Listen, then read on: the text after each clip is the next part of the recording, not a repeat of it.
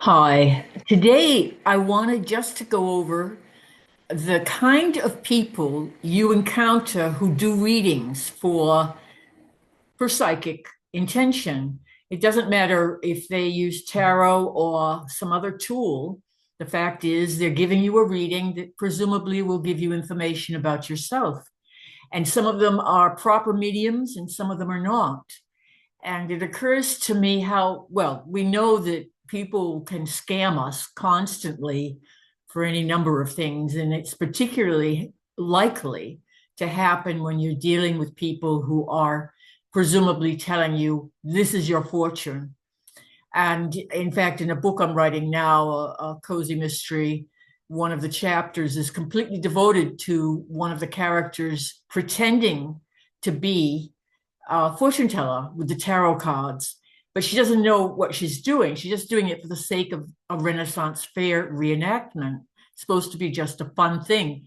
Then she discovers that as she's talking to her clients when they come in this prefabricated tent with all the fixings, crystal ball and everything, that she actually seems to know some aspects of the person she's talking to and what will happen to them. So this the reason in the chapter is that she's going to discover certain qualities and talents she has that she had no idea about before. That's a good thing. But what really happens often is that the person you're talking to is a very good reader of your physiology or a very good reader of your expression, or you are so eager to get some kind of reading that you reveal a lot of information, which, of course, a good fortune teller, a skilled one who isn't real but is skilled at the scamming, can use that information immediately and give it back to you. And you begin to think, oh, they really know me. They really know something about it. There's a playwright, an Irish playwright, George Bernard Shaw, who received a reading. He's Irish, and he received a reading from someone. And he was a very cerebral man, but when he read it, he was astonished at the accuracy of the reading of not just about his life, but about the direction he was going in, about traumatic things that had happened to him. And he just was overwhelmed. He immediately showed it the next day to a couple of friends.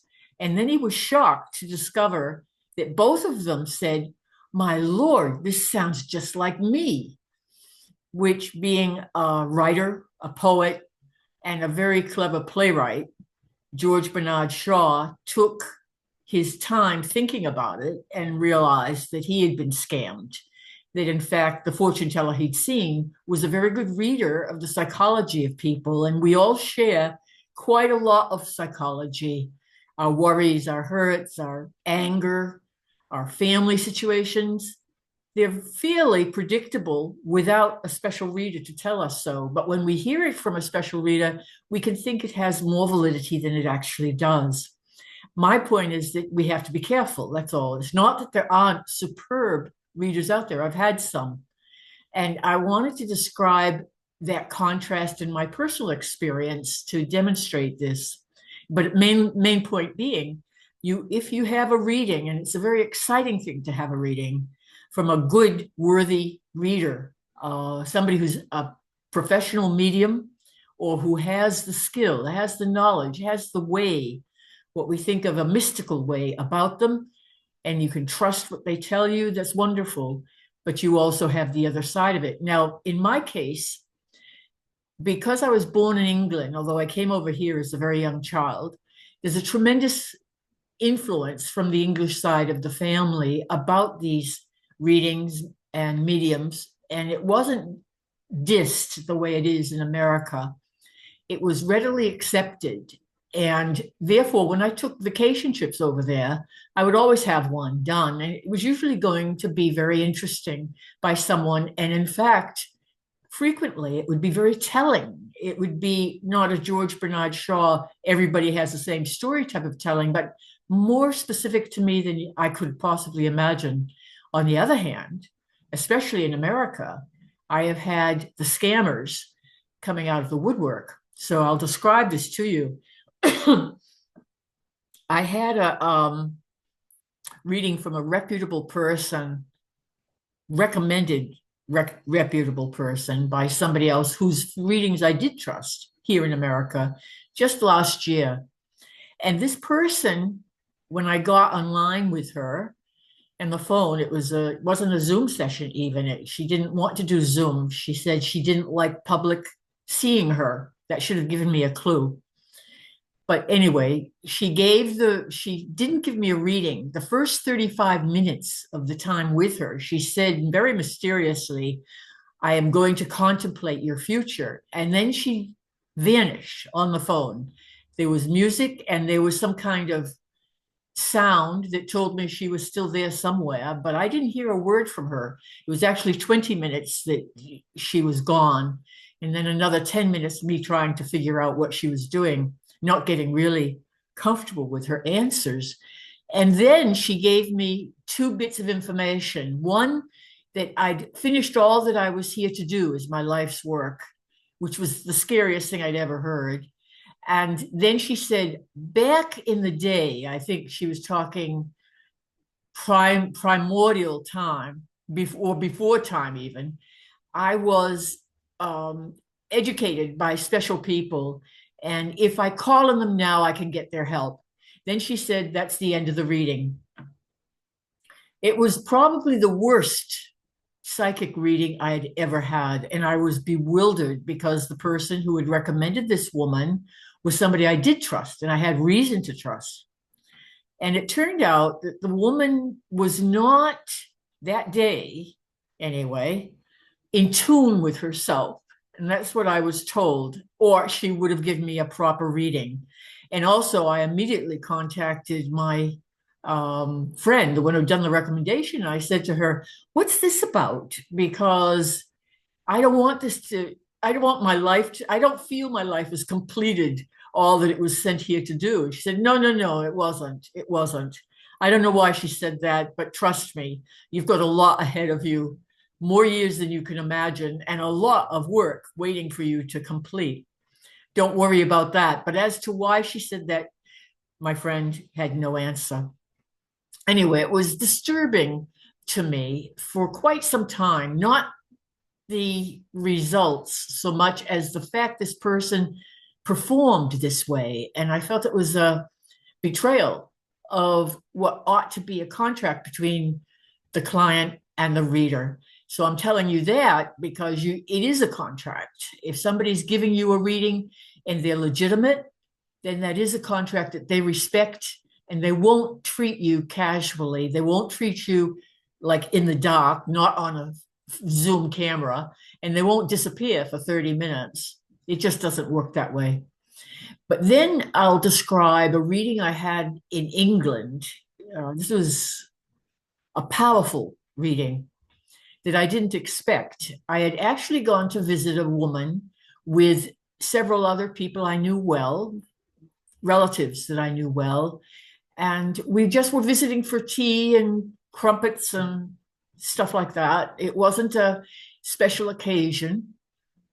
And I remember being delighted because with the tea, we had jam and scones and clotted cream. But before that, we had little cucumber sandwiches with the crust sliced off. And it was just a perfect English experience. And then, unknown to me, what I did was stop holding a cucumber sandwich midair for about 10 minutes. And nobody in the room knew why I was doing that, but they knew, or I take exception, I contradict myself.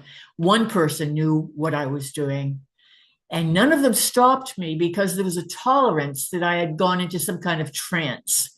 They didn't know what for or why or how, but they just respected the fact that, oh, for some reason, this Regina, who had not gone into a trance in front of them before, was doing just that. And again, this was the English experience, very, very different. If I had had this experience in America, people would have touched my arm, done something, thought I was ill, whatever.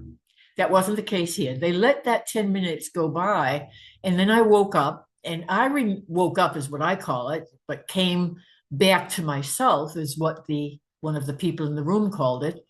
And I felt myself holding this cucumber sandwich, and I found that very curious. And I proceeded to eat it and look down at the plate to get another one. At which point, the people in the room said, "What on earth just happened?" And one woman, the woman we were visiting, told me that she was a medium. And she was a very, very, very legitimate medium. She said what had happened was that I had been visited by spirits. She could see them around me from 1944. And these spirits were out of a concentration camp. Now, I had been reading about concentration camps for the previous 3 years, so it wouldn't be a surprise that somebody might detect this in some way, but it hadn't been part of our conversation.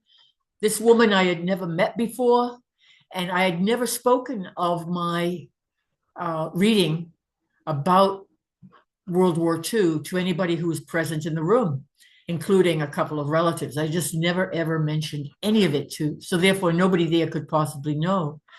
This woman did. She articulated why these, she called them spirits, were around me. And she said they were explaining to me that they were okay and that I wasn't to worry anymore about them, and that they represented all the people who had passed on at that time in that incredible and terrible way during the camps in Germany and in Poland during the Second World War.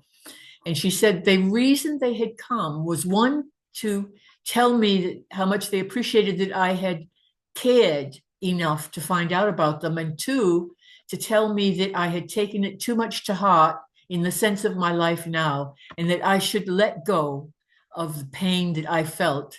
They had let go. They were in another place. They were with God, and they were okay. Well, this woman finished telling me all this, and I remember, as if it had just happened, as if this huge cloud of remorse and pain that I had been feeling for 3 years lifted from me. It vanished. It never returned. And that was an experience that I call highly legitimate in a reading. The woman had given me a reading, and that is what she did for a living, but I didn't know that, nor did anybody who was there with me in the room, except her best friend who had brought us there in the first place. That's the kind of thing that can happen where it's very specific to yourself. It doesn't have to be that hard. It can be a lighthearted thing. It can be a picnic you attended. It can be somebody you knew in childhood you loved dearly. It can be anything at all that you are thinking about in terms of your future. What you need to do is just recognize that they are experiencing you and giving you information that belongs to you. And when you have that feeling, then the reading is a very, very much a success. But it is something to be cautious about.